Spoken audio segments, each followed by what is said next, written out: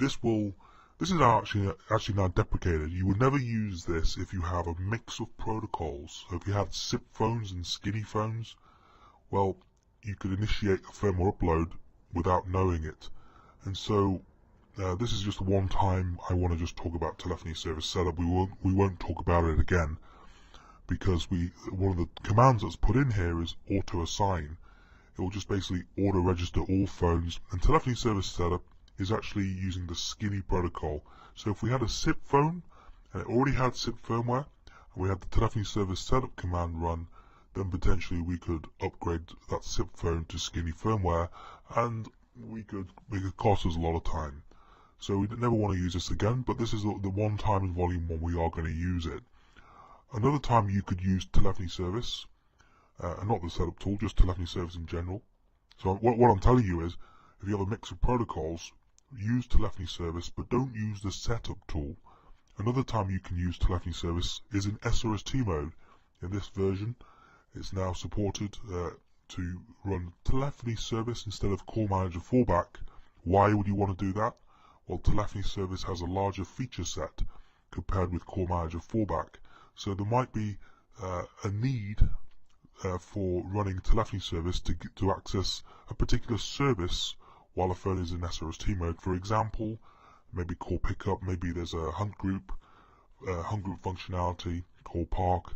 All these things that are not available in call manager fallback, normal unified SRST, and that requires you to run telephony service. So telephony service, in summary, is going to be number 1, using the skinny protocol.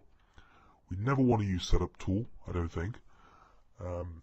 And it's not necessarily always going to be used as a call manager express. It can be used in SRST mode, and obviously we'll address the application of telephony service in these instances later on down the line in our volume 1 labs.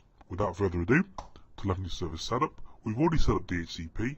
We don't want to use the tool here because it doesn't allow me to have my excluded address ranges in. So I'm going to say no to DHCP, yes to telephony service. We've been asked to use the loopback address of the branch 2 router here, so put the loopback address as the source address of my CME. In other words, the skinny packets from the router are going to be sourced from 10.10.1.10.3, which is loopback 0's primary IP address. There's no need for me to change port 2000, I'll leave it alone. How many IP phones I want to configure? Well, in this case, it's just going to be a single phone. Let's just put 1. We'll talk about dual line later on in the CME lab. Basically, dual line permits me to have a second call on my extension for call waiting. If I'm in an active call and I have another call coming in, I can basically have call waiting. I can have one caller on hold. I can be talking to one person.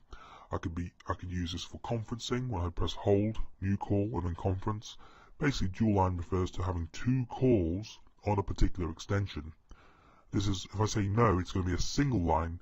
A single line will not let me do any conferencing, hold, new call, any consult transfer, or any conference or call waiting.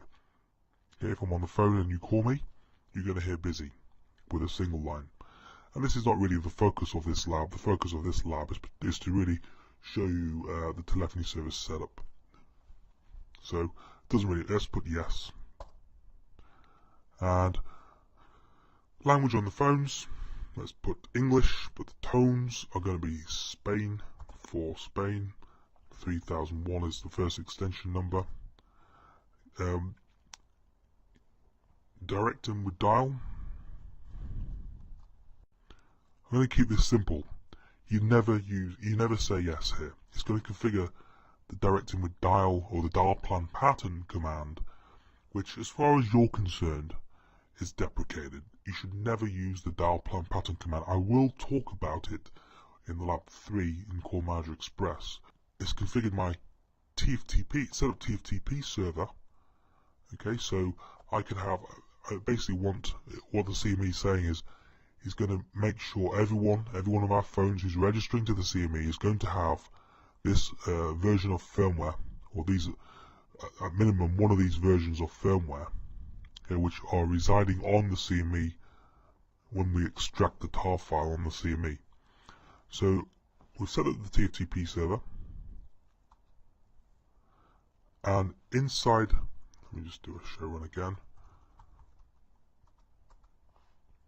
It's set up my telephony service, and inside here I said any 7960 or 7940 will have this firmware, and it's set the TFTP server up so that it can TFTP to the client phone that particular firmware. And this is, we're only talking about skinny phones at this point in time.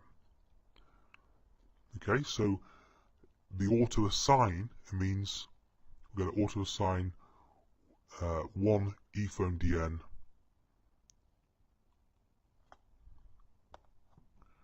Let me just give myself a refresher.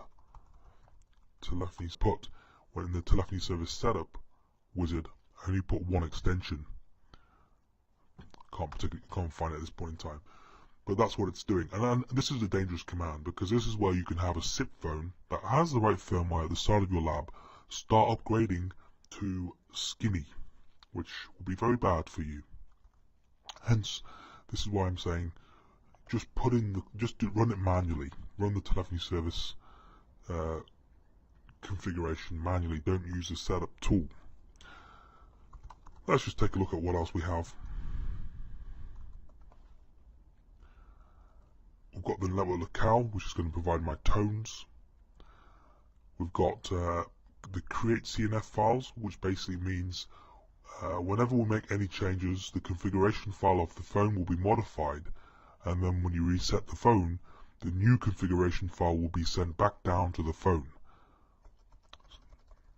So CME relies on the concept of the ePhone DN and dual line. Remember what that was? Allows us to have conference, new call, consult transfer, call waiting. We've got extension 3001, which is ePhone DN1. We've got ePhone 1, and this is assigned to button 1. So ePhone 1, so 3001 is that one there. Button, they have Cat5 Ethernet cable into the back of them. You should not think of them as Ethernet phones or IP phones anymore. You should think of them as the $10 analog phones you can buy in Walmart or wherever you are, in whatever tacky shop you can think of that sells cheap analog phones. That's how you should think of our CME and our SRST phone. It's just an FXS port. Now admittedly, this is a virtual FXS port that you do not see in running configuration. Show run include voice port. The only voice port I'll have, well, there isn't any voice ports, but when you type in show telephony service voice port, you'll see a virtual FXS port.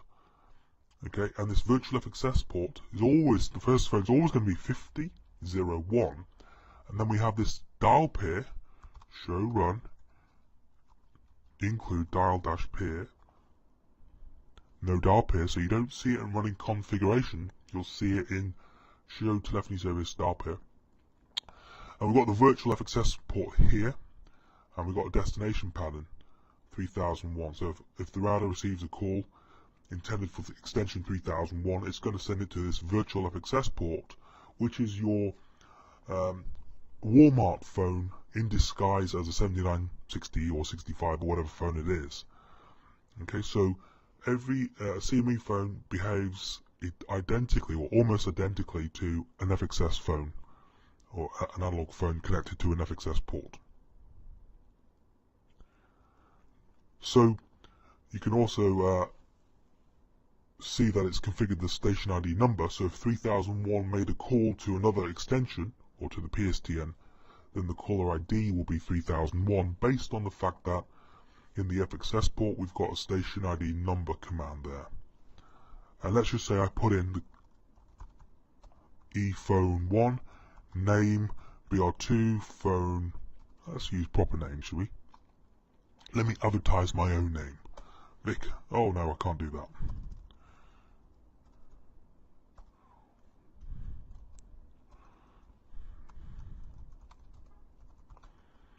ePhone DN1 Vic Marley. Okay, self-promotion. Economy's tough. Show run include voice port. Show telephony service voice port.